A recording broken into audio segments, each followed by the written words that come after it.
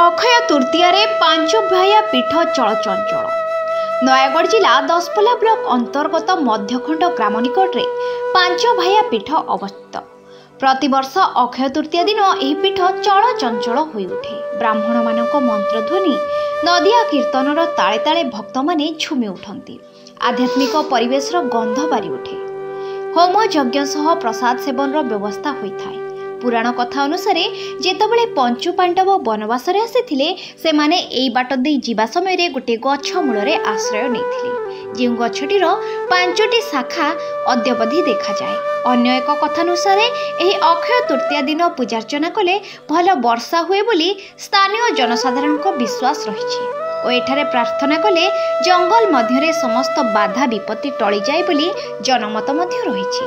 ଆଜି ପ୍ରାୟ 3000 ଭକ୍ତଙ୍କର ଏଠାରେ ସମାଗମ ହୋଇଥିବା ସୂଚନା ମିଳିଛି। ଦଶପଲ୍ଲାରୁ ବଳଭଦ୍ର କରଙ୍କ ରିପୋର୍ଟ, ଓଡ଼ିଶା ନ୍ୟୁଜ୍ 5।